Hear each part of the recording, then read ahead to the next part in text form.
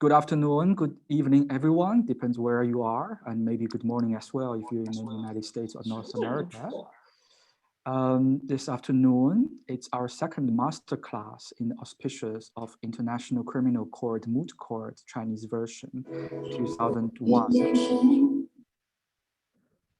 That's the background music comes. This year's Moot Court, we have 72 teams joined us, but unfortunately, we cannot do it on site. We have to do everything virtually. And that means we cannot travel internationally. Therefore, we put together this series of masterclass of 4 different masters in international law and to give us a lecture and a dialogue. This afternoon, we're very honored to have Mr. Klaus Rackwitz. Forgive me for my pronunciation. I usually refer him as Klaus, the head of the Nuremberg Academy. Klaus has a very stellar career in international criminal law and international law in general. And previously, he worked in many fields, including International Criminal Court in The Hague and also Eurojust. Now he's the head of the Nuremberg Academy in Nuremberg, Germany. And we are very honored to have him with us. Also joining us is Dr. Tian from Shandong University. As we were just saying, Dr. Tian graduated from Vienna University, also a German-speaking university, and one of the closest to Nuremberg. So we're very honored to have him with us today as well. I should also mention Dr. Tian is a judge of this year's Moot Court. So he's very well situated to be the commentator of this afternoon's conversation. Without further ado, I will now give the floor to Dr. Klauswitz, or Klaus. He will start with a sharing on Nuremberg trials and present-day efforts in Germany. Thank you, Klaus. The floor is yours. Michael, thank you very much, and good afternoon, good evening, good morning, dear participants, wherever you are. I hope that in these days you are healthy. That's the first thing, and the second thing, you have a good and stable connection to be able to follow my humble remarks, which I'm making today. My virtual background is the courtroom 600 of the Nuremberg Palace of Justice, and that's the place where it actually all began. That's the place where the first international trial against perpetrators of mass atrocities took place. This is where the International Military Tribunal held its trial against the main Nazi responsibles, and subsequently the Americans held the 11 follow-up trials. So Nuremberg is the nucleus. The International Nuremberg Principles Academy is a foundation which was established by the federal government of Germany, the state of Bavaria, and the city of Nuremberg. And so to speak, we function as a sort of custodian of the principles developed in this courtroom. And the sole and most important aim that we have is, of course, to support international criminal law in practice and in theory. And we do that through capacity building, through conferences and seminars, and through applied research. Have a look at our website. There's quite a number of resources also for free download. Today, I'm talking about the Nuremberg trial and what it meant for Germany, and how Germany, the country that brought so much destruction over the world, has then developed from the Nuremberg trial up until today's time. I'll talk about roughly half an hour, and I hope we will have a good dialogue after that. So the Nuremberg trial in Germany was something which the Germans initially did not appreciate. There was quite negative mood in Germany against this trial, and there was a almost common view in 1945 that this was just the trial of the victors. It was a kind of revenge or retaliation. There would be no fair trial whatsoever. And surprisingly, a number of prominent German lawyers, even lawyers who were opposing the Nazi regime, actually volunteered to take up defense mandates because they thought that these defendants would be put before some kind of show trial. So the mood was quite negative in Germany, and that led to little support among the German population, and also, frankly spoken, little support among the German politics. And after 1949, when Germany became the Federal Republic of Germany, at least in the western part, also initially there was little effort to actually go after the Nazi perpetrators or other criminals who committed crimes on a large scale basis. What we had were numerous trials, but they were organized by the Allied forces. So you had the Dachau trials, for instance, which were organized by the American forces. And you had in the French occupation zone the Rastatt trials, which were held by a French military court. Both courts dealt with thousands of cases in total of normally low and mid-level perpetrators, not the big shots. They were, of course, tried in Nuremberg, but the low-level perpetrators were tried in these courts. And in Germany, actually, for the first almost 20 years, nothing happened at all.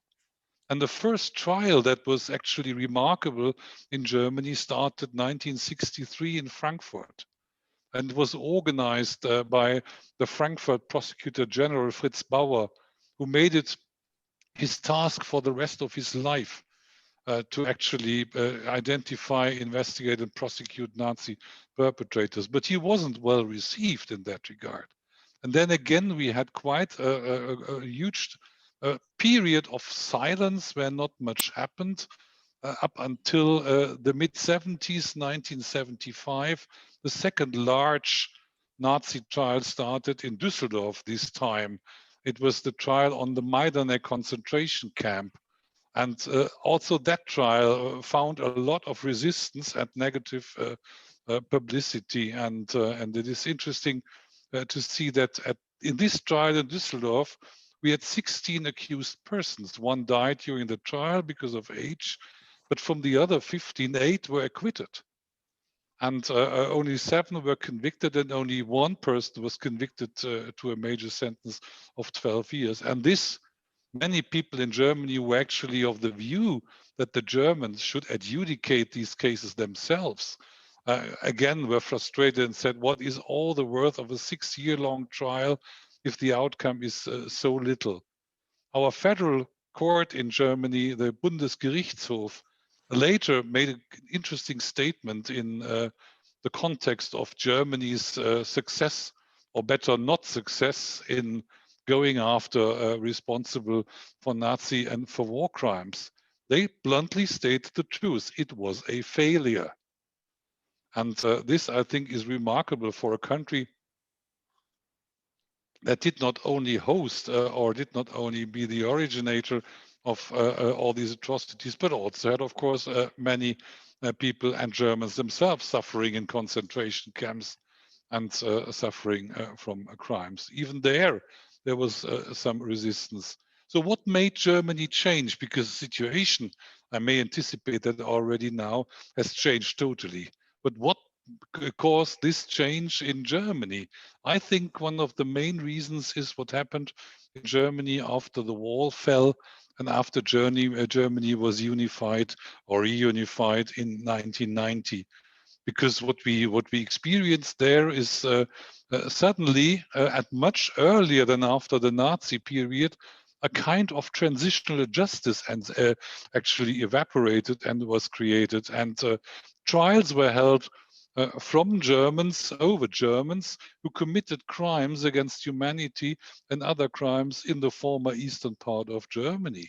And that included former head of state Erich Honecker and other main responsibles for the regime that was established in the east part of Germany up until 1989. And those trials also included quite a number of trials against foot soldiers and platoon commanders who had served in the military border patrol regime. And of course, what they did is they followed orders and they said what the law stated: you have to shoot people who try to escape the regime. You have to shoot people that would like to leave Germany in this way. And we had hundreds of killed persons at the border between East and West Germany. Also, in particular and most visible at the Berlin Wall. They were called the wall victims, the Maueropfer, as we said in Germany. And the federal court and the local courts dealt with numerous cases of this nature. And of course, the defense was actually almost the same than we had in Nuremberg in 1945 and 46. I was under orders. It was the law of my state at that time. I had to follow orders. It was my duty, actually, as a soldier, to follow these orders and to shoot the refugees. And the judges, in particular, the federal judges, made it very clear that this is no excuse. They said you may have been indeed obliged by the law to shoot, but nobody could oblige you to hit your target. So it was you who decided whether your shot is missing or whether your shot is hitting the target.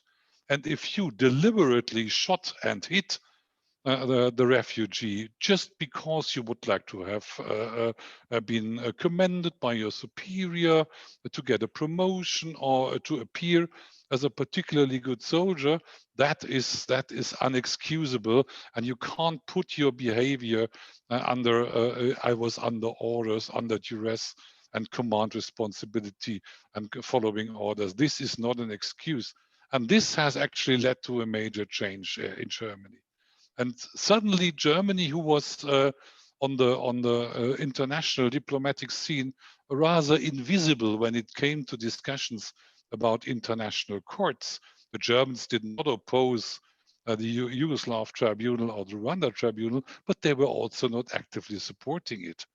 And only in 1995, 1996, when the preparatory commission for the ICC was established, Germany kind of woke up and suddenly realized that as the country that has historically an enormous role to play in the creation of a permanent international court who goes against war criminals and perpetrators of crimes against humanity, then suddenly one could really call it an awakening in Germany took place, and Germany changed massively from a mere spectator to the most active, one of the most active states. And if we look at Rome, at the Rome Conference in 1998, which led to the adoption of the Rome Statute then later on, Germany had one of the largest and most active delegations in the Rome Conference. While in 1994, there might have been 1/3 secretary sitting in an international meeting, now it was a delegation of over 20 people, among them top international lawyers and jurists advising. And there are many states who say these days that actually without the Germans and without their engagement in Rome, many compromises in Rome would not have been found. And maybe the whole statute would have not been adopted in Rome if the Germans hadn't been working tirelessly in order to overcome the discrepancies and come to a kind of compromise, which then we all know is the Rome Statute. And this position has not changed until today, I would say. Even today, you find this strong commitment, and we see that what Germany then did also after the establishment of the court. It's interesting, and you should know that between 2002, the year of the establishment of the ICC on 1st July, to the end of 2007, Germany was the largest financial contributor to the International Criminal Court. And of the entire court's budget, Germany paid a share of 18%. And only with the accession of Japan to the Rome Statute, which became relevant in financial terms in 2008, Germany gave the role of the largest contributor to Japan, which is now the largest contributor to the ICC, and became the second largest. But this was not only a financial commitment over all these years, but also a substantial one. So Germany has made great efforts to send good people to the court, and we see it. Judge Hans-Peter Kaul has been remarkable in the first years, and we see now Judge Bertram Schmidt, who just finished the Ongwen case for ICC parameters in record speed, and is now hitting another trial. A man who has devoted his entire life to criminal trials, and that is also a visible commitment to Germany. Now, this is Germany and the International Court, but what is Germany and in Germany, what happened there?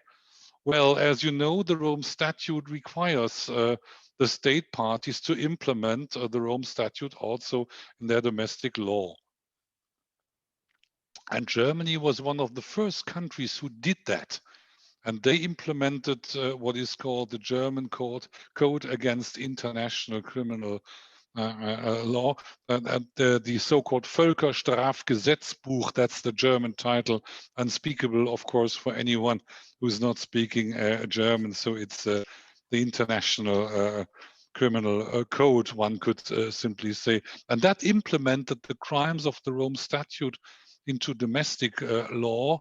So it war crimes, crimes against humanity, genocide, and since 2016 also aggression are no longer only an international crime, but a crime also punishable under German domestic law.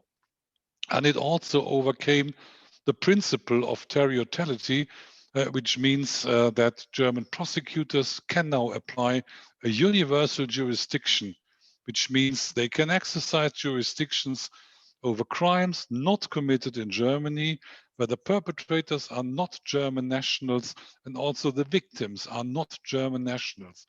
And that deviates massively from the common principle of criminal law, that you have jurisdictions over your own nationals or over crimes that were committed on your territory, but not something that was maybe far away and had no direct relation to either your nationals or to your state territory. Germany has implemented this law, this universal jurisdiction principle, already in 2002.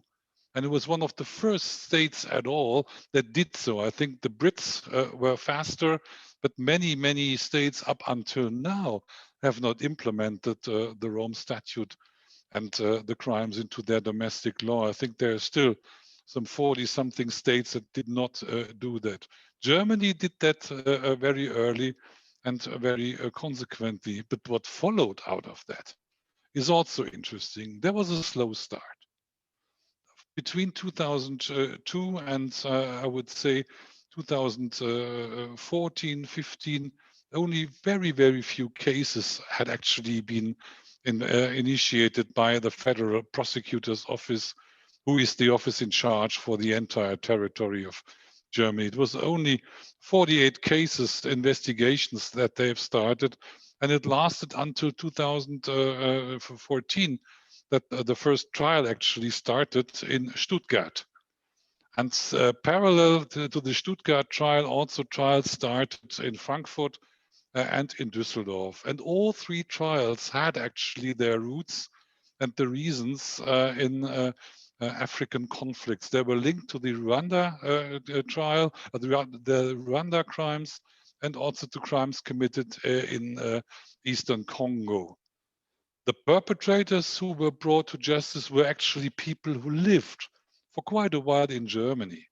For instance, a former president of the FDLR, a rebel group in Rwanda that committed crimes on Congolese and Rwandan territory. Their lead is set in France and in Germany. And the French branch ended up before the ICC. That was the case against Mbarushimana, who was arrested in Paris and then transferred to the ICC. And the crime against three people that were based in Germany, that was the first major case, and it ran before the Stuttgart court. and was the first one. There was not much after that, but slowly but steadily the numbers are increasing. What we see today, for instance, is around 600 complaints reach the prosecution office each year with regard to war crimes and crimes against humanity. Of course, not all these 600 complaints which can be lodged by NGOs, by individuals, by anyone who has something to say, lead to a case or to a formal prosecution and an investigation. But the number is quite interesting. As of the end of last year, the prosecution office had around 90 active cases in Germany at the same time, cases that were in the state of investigating or even in the prosecution and trial phase. And this, I think, is remarkable. And why is that so? Why have the numbers in Germany so increased? It's a very simple reason. What actually is typical for all these cases at the moment is that they concern situations where we have a higher number of refugees in Germany. And these are cases that have their origin in Syria, in Iraq, in parts of the former Yugoslavia, and in particular also in Afghanistan. So refugees from Syria, from Iraq, from Afghanistan reach Germany, and you find both among these refugees. You find alleged perpetrators who disguise themselves, and you find victims of these crimes, and the victims are actually the most important asset, one could say, for the prosecution. And Germany does a lot of work in actually identifying potential witnesses and victims of crimes when they apply for asylum, for instance, when they tell their stories. And we try to document their stories and we try to analyze and find a pattern, because it doesn't make a lot of sense if you get one name from one victim pointing to one crime. What is interesting and what is relevant for the prosecution are the structures. So what Germany does in terms of investigation strategies, and that differs from the normal strategy, that we do structural investigations which are not targeted against an individual, but pretty much like the ICC does, cover initially an entire situation. So there is a structural investigation ongoing with regard to Syria, and it covers all parties to the conflict. It doesn't make a distinction between crimes committed allegedly by the Assad regime, by the rebel groups, or whomever. But whatever the investigation leads to is been taken up. And many people actually have said during the last years that Syria is a very, very sad story, because there is no one actually exercising jurisdiction. So there is impunity all over the place. Now, Germany has just finished its first case against Syrian perpetrators who came to Germany disguised as refugees, but turned out to be perpetrators of the Syrian Secret Service involved in torture and killing in Syrian prisons. And that was a trial that just finished, and that was held on German territory, far away from Syria. And we have similar trials, in particular with regard to ISIS crimes. We have a number of returning ISIS fighters who come back to Europe, who are arrested and tried. We have a very famous case that was just before the federal court, because it actually answered a legal question that was dominating all these cases. And that question was, does Germany have also jurisdiction over people in their official function? We all know Article 27 of the Rome Statute actually states very, very clearly that official capacity and sitting head of states is no excuse for committing crimes. But in the domestic implementation of the Rome Statute in the German law, there is no corresponding rule.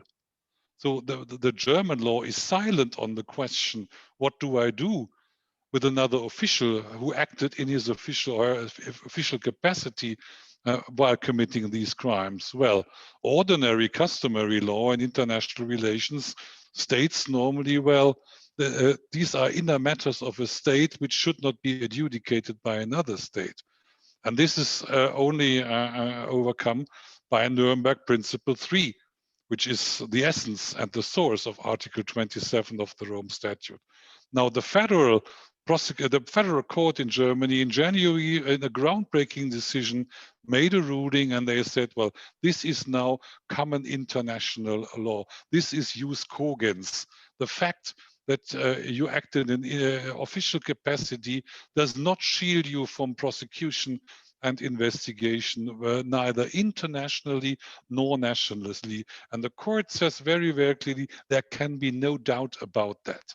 And this closes another gap that we fear, that the customary international law, which provides immunity not only for sitting heads of states, but for officials on a variety of occasions. And we saw this in the proceedings around al-Bashir, and the fact that states did not surrender him to the ICC, although they should have been obliged to do so. And all these states said, well, there's a clash between the Rome Statute and customary international law. Well, for Germany, this matter is settled. There is no excuse. Anyone who acted in an official capacity may be targeted by Germany. And I can only hope that other states followed this example. So to conclude, it's an interesting change that we see in Germany, from rejection at the beginning, then turning over to understanding, becoming supportive, becoming more and more involved. And now Germany is in Europe the leading country when it comes to cases against war criminals and other perpetrators of core international crimes before domestic courts. And I can only hope that this is going to be a model that will find other countries to act in a similar way, because what we want is the same that the ICC wants. We do not want immunity. We want perpetrators of core international crimes be prosecuted before a regular court. I'll leave it with that. If you have any questions, please, by all means, I'm happy to answer them and will do my very best to do so. Thank you very much. Thank you, Klaus, for this very inspiring opening lecture for us. I think we have got a lot of information from your lecture. We will try to also translate it into Chinese so more people can hear this inspiring story. I think it's a very encouraging story for us in the future. Without further ado, I want to first give the floor to Dr. Tian, or Professor Tian at this moment, from Shandong University, to pose some questions to you, or at least give us some reflections of he has after your talk. Professor Tian. So thank you, Michael. And thank you, Dr. Rackwitz. And I appreciate that you give us a fascinating presentation about national criminal law and its development in the territory of Germany, especially by the federal and local courts. And I have some ideas about your presentation, because since we are in China, and we are also the victim of the Second World War II. I think German people are also the victims of the World War II. But when I teach in my class, and my students are sometimes tell me that, okay, teacher, and this is a long story, long history story, and we have no interest in studying or researching it. So do you have any advice to our students not to forget the tragedy in the 70 years, which occurred in 70 years in a very professional way, not just to, okay, you must forget, you must remember history, because history teaches us everything, blah, blah. So this is my first question. And second question is about, you mentioned the Nuremberg principle number 3 and number 4, and which seems to be transferred into Germany law named Germany Code of Crimes Against International Law. So do you think this mode of activity can be copied or can be followed by other countries, or this is only a German characteristic mode? And my last question is about universal jurisdiction development in Germany. So because from the trial against a trial level against the former Nazi officers or Nazi officers and the current Syria former intelligence agents, and if they let me think, if they didn't make their appearance in the territory of Germany, so how could this trial operate? Should Achiman's story, the trials against Achiman's story in Jerusalem be happened again? So to make sure that the justice can come to us. Thank you very much. Thank you. Very much for these questions, and you raise a very important point with the fact that China also was the victim of core international crimes on a large scale, and from that point of view, of course, the International Military Tribunal for the Far East and its history is certainly of importance.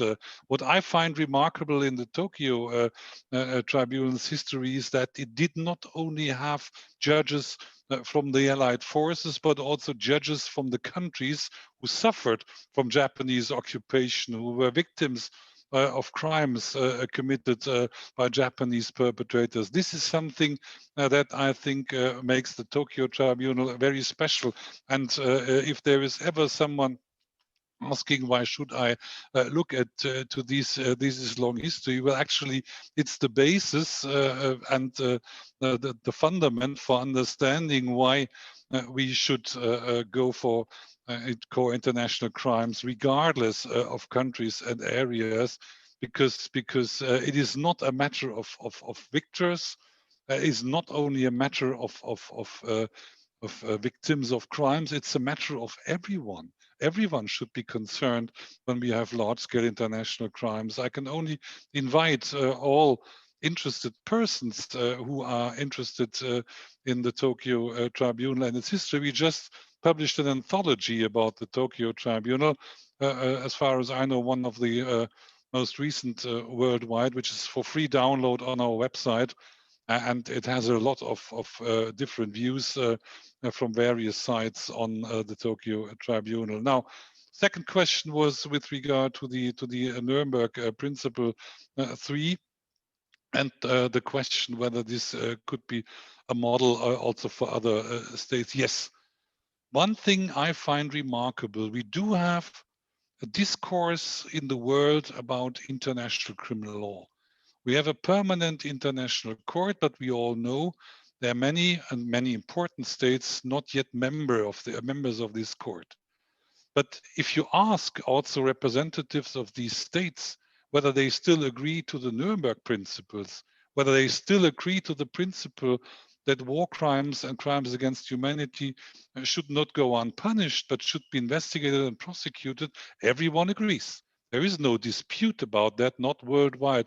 I haven't heard any member of the Security Council or any other state heard saying that those principles do not apply anymore. So if that is the bottom line, that there is agreement on the principles, why is it so difficult to implement them? And there, the principles have the beauty of not being too strict. They allow you to implement them with the tools that you have. So it's maybe a waste of time to discuss why certain countries are not members of the ICC. Well, that might be the fact, but then use the tools that you have instead and look for other solutions. That would be my answer. I think the principles open up also avenues beyond only the ICC or nothing. There are other ways than these two. And the last one, of course, what do we do with perpetrators who are far away and who are not in Germany? What we do not want, and I agree, there certainly there is no value in actually capturing people and bringing them to Germany.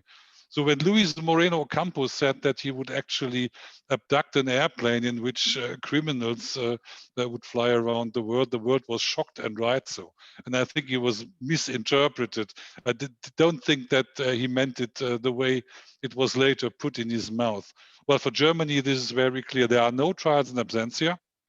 This is a very clear principle, and we follow the Rome Statute in that regard, and that differs from quite a number of countries about that. And we do not force people. What we do is, however, we apply a very efficient regime of mutual legal assistance, and we have many extradition and cooperation agreements with other parts in the world. What is important here is a European uniform approach.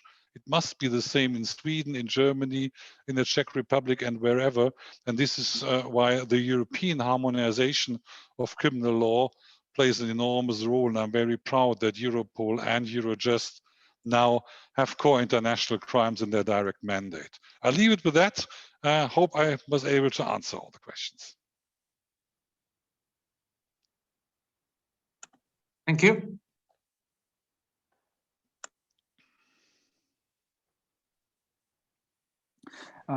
Dr. Tian, that's all the questions you have at this moment? Do you want to have a second round for now? So far, yes. So far, yes. Okay.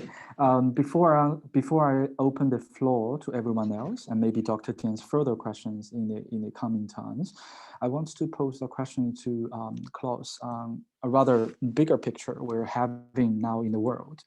I find it very striking when listening to you about how Germans come to terms with the international prosecution, the idea of international prosecution in Germany, and that at the same time, in contrast with what happened in America, with the Trump vetoing the International Criminal Court, putting sanctions and everything, that already happened in the context of America not signing up with the Rome Statute, passed the Hague Invasion Act, so as to say. So there's a line of regressive movement in America, which historically has been championing about international criminal law, international prosecutions. Having Ben Ferencz being the lasting prosecutor from Nuremberg, actively proposing all sorts of broad ideas around the world. And now we're coming to a phase, or at least before Biden entered the office, we see American is rather regressive, taking regressive positions while Germany is progressing. I want to hear your comment on this. Is this something like happening in the bigger trends we have in the international politics? Or do you think this is just fluctuation? Every country have its high time and down times when it comes to international justice. Well, thank you very much. That certainly is one point that the situation changes and the views change. Well, America historically is a bit twofold. Yes, they consider themselves at the forefront when it comes to the implementation of human rights. And if we look at the present situation, if we look at how well America is represented, for instance, in the currently active international courts and tribunals, how many prosecutors are American prosecutors, court presidents that were Americans, many others. This is actually underpinned not only by theory, but also by practice. On the other hand, the Americans have always been of the view that nobody should hold trials over American citizens, but Americans themselves. And that's not only something that you find in their constitution and as a legal principle, also in Rome. I mean, the Americans had the strongest delegation in Rome, and they had top people like David Schaffer and many others, but these people were fierce critics. And they were fierce critics because they saw that these principles were actually being attacked by a court, which was a treaty-based organization and not something that was based on international law, like the like the ICJ in The Hague, and even there, the Americans have reserved the right to not accept international jurisdiction. So ignoring or even rejecting international jurisdiction is something that we find in quite a number of countries. That's not an American specialty. What has been alarming in America is that the own nationals were actually put above the law. That you acquit, that you give a pardon to a convicted war criminal where the crimes are out of dispute. Nobody has disputed perpetrating massive crimes. Even his own comrades said we don't want to have to do anything. And that person then being given pardon by a president, that makes you frightened. That has nothing to do with doctrinal questions like who should trial over my nationals. That says even there has been a trial over my own nationals by a court. I'm putting me and that person above the law. Killing for Americans is good killing, and that is vastly undermining not only the reputation of America, but also is an attack against judicial systems in general. And I'm very, very happy that this has been overcome. No, but make no mistake, the Americans will be as critical with the ICC, but it's a different kind of criticism. We had, and you know that I've been many years with the Office of the Prosecutor at the ICC. We had quite good informal contacts with the Americans. I've been in the State Department's war crime office more than once and have talked directly with the people. I do know that many American lawyers have strong views of America, that they should join the ICC. The American Bar Association is one of the most active professional organizations advocating for the ICC, regardless who is in the government. So I'm not giving up hope. I do believe it might take long. International public law always takes long, so I'm not overly negative. And actually, my vision is that in the future, at some stage, all permanent members of the Security Council have found a relation to work with and not against the ICC. That is certainly our hope, or at least my hope as well. I hope it can be achieved within our lifetime. Speaking of American, I do want to follow up a question that I have on my side. I think in Nuremberg Academy, when we were preparing for this conversation, we learned that the Nuremberg Academy has made a country assessment of Afghanistan and Palestine on the fairness and effectiveness of the investigation and prosecutions of the international crimes in its 2016 project called Resource Center on Complementarity and Monitoring. Both of these cases, of course, involves American interest. And that's actually the reason that the Americans sanction against the ICC. So how do you comment on the dilemma faced by the ICC? At least from people from outside, we can see that ICC is facing this dilemma that in these two situations, there's a balance between powerful state actors and non-cooperation on the one side, and its mandate and complementarity nature on the one side. What I'm saying, like we see this as people working from outside of the ICC see it, because the court, the prosecutor herself, always tell us that she's following the evidence, while we think it's a real situation that she's actually facing this dilemma. Well, she is to some degree. That will actually depend on the court and how wisely the court itself deals with complementarity questions. If you look at the challenges of the ICC jurisdiction on the basis of complementarity, which was raised by more than one state in the various cases before the ICC, be it Libya, be it other situations, the ICC has been quite possessive in its own jurisprudence. And you get a bit of the feeling that the ICC's preset is, we are capable, and we are rightly dealing with this case. We have jurisdiction, rather than being critical and applying a truly last resort doctrine, and see whether it can be avoided that the ICC must actually that the case must become admissible for the ICC, because there is no one else dealing with these cases. And this was actually also the conclusion in the Libya situation. Yes, there is maybe no doubt that the Libyan government, whose authority is questionable in itself, and where nobody knows how long it lasts, might have bona fide intentions, but they don't have the infrastructure.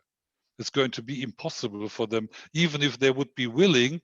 The ability is more than questionable, and from that point of view alone, this is an issue. Now, Article 17 clearly is one of the biggest compromises that you find into the entire Rome Statute, and it is actually the result of tough negotiations, and those who wanted a UN Security Council green light policy, so that the ICC can only deal with cases that have been referred to it by the Security Council, which would have been nice for the permanent members, of course, because they would have a nice steering tool in their hands.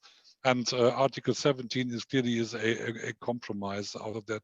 You find cynical people around the world that are mainly scholars, not so much practitioners, who say, well, Article 17's only purpose is to shield your own nationals.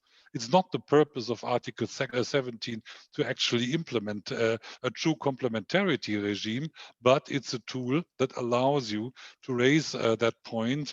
And from this point of view, maybe the jurisprudence of the ICC so far becomes also better understandable, why they are quite strict with this. And the sole actually statement, well, I'm able and willing to do it on my own, is not enough for the judges at the ICC to convince. So they do actually a complementarity test, which has been introduced quite only. It's and I personally like the same crime, same person doctrine, which the appeals chamber has established, because it gives clear guidance. Just telling the court, well, we are doing something, is not enough. You really need to show that it's the crimes concerned.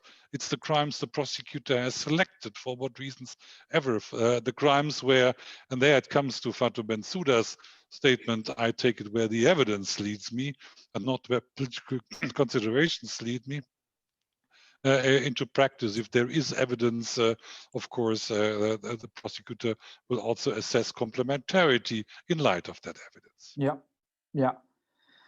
Yeah, lots of things on her plate. We have around 10 minutes left before I open the floor to any further questions the audience have or Dr. Tian has at this later stage. I want to have a last question to you, Klaus. I'm quite fascinated by the trial of the last accountant of Nuremberg. We watched the documentaries. We actually write a post in our blog to share this documentary with others of the trial and the evolution of the jurisprudence in the German law. How it was a mission impossible or a mission unthinkable before, and now it has been accomplished. And it's revolution.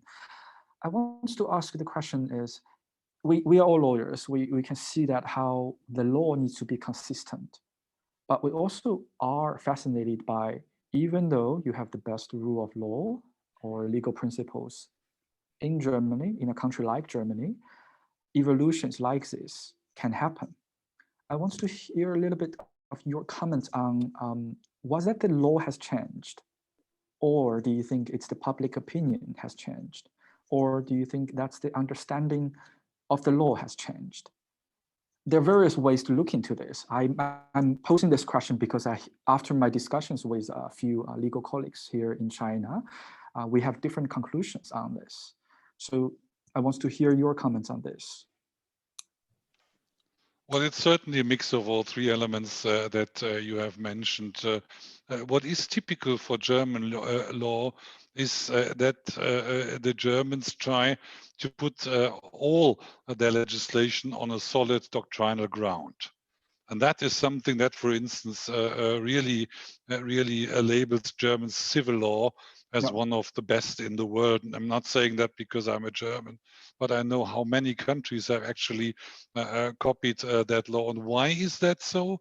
Because Germany has always tried to be consistent. And if there is something which has its fundament and a solid fundament in Roman law, then you don't ignore that principle, but you base your modern law on these fundaments. Like we place our politics very often on philosophical fundaments, which we have now. And this is something that governs politics in many areas. The law is not the law because the last parliament decided it, without giving a reason. It is something which has grown over centuries and has proven to be stable. And the same applies to criminal law. That's the same story. And this is maybe why there was so much reluctance at the beginning with the Nuremberg trials, because it, of course, touched upon fundamental German legal principles, which come from Roman law. Nullum crimen sine lege is just one example. Huh? The right to self-defense is another. The situation of being under orders and under command as an excuse because you did something. Yeah, I was ordered to do so. That was actually the main defense line in almost all of the Nuremberg trials. And this is something that actually the Nuremberg trials helped overcome. But it takes a while to understand that. And insofar, I think that the unification in Germany has put a boost to it, because people suddenly saw how this legal principle from theory actually works in practice. This is why I can't let someone go who shot at a woman who tried to climb the Berlin Wall at the night, was unarmed, hadn't stolen anything, just wanted to go over the wall. Well, the Universal Declaration of Human Rights, which all states in the world, or almost all states in the world, are signatories, say something about that. So it's the consistency between, let's say, these worldwide principles to which mankind as a whole has agreed, and its practical implementation. If there are gaps, then it becomes difficult. If you see, okay, this is what the principles say, and I'm not talking about the Nuremberg, but general principles, and this is what we make out of it. And what Germany has tried is to be as consistent as possible, even if it's painful, even if you have to go against your own uncle who was a functionaire on the other side of the wall. Well, sorry, that doesn't help. It's painful, but it has to be done. And that, I think, is the basis for change. That could be also a basis for others to change. Yes. Well, thank you, Klaus. I now want to see, does anyone wants to pose your question directly to Klaus? You can raise your hand. If I see no hands, I will now ask Dr. Dr. Tian is also encouraging his student who is watching with him to raise hand as well. I will now give the final question maybe to Dr. Tian to raise. So thank you, Michael. Let me thank again Mr. Rackwitz's best presentation. And so because I thought that most of our audience are the ICC Moot Court participants, and they will be, I believe that they will be the potential successful international lawyer in the future. And Michael Liu has made a large efforts. And so here I have a question that is actually prepared by Michael Liu, I think. And so and the question is, you have previously lectured at the University of Cologne and Düsseldorf, and was a judge in Germany with the experience being a lecturer, judge, and a director of an international organization. How would you advise aspiring law students interested in international law in their career choices? because I think most of our students think that, okay, civil law, criminal law, and other branches of domestic law are rooted in our daily life, but international law are floating in the air. And so most of them will choose domestic law as their future career choice, but less people will choose international law. So do you have any suggestions to them and encourage them to engage more and more in international law study and research? Thank you. Well, I give it a try. Maybe if I look at myself, the last thing that I had ever planned in my life was to be going internationally. I come from a domestic system, as you rightly say. I was a judge in civil and criminal cases in courts of first and second instance. I was a lecturer at the university, mainly lecturing civil law. And then by sheer coincidence, I came to the advanced team of the International Criminal Court. And I found it so fascinating that I never wanted to get back to my tiny German court and deal with shoplifting and drunk drivers and petty crimes of that. But whatever you want to do internationally, you need to have a very solid fundament. You need to be able to apply the law. And it's not enough to know the basic principles of international law, but it's also, you need to be a rock solid lawyer in your own environment. Only then you also have the platform to move on.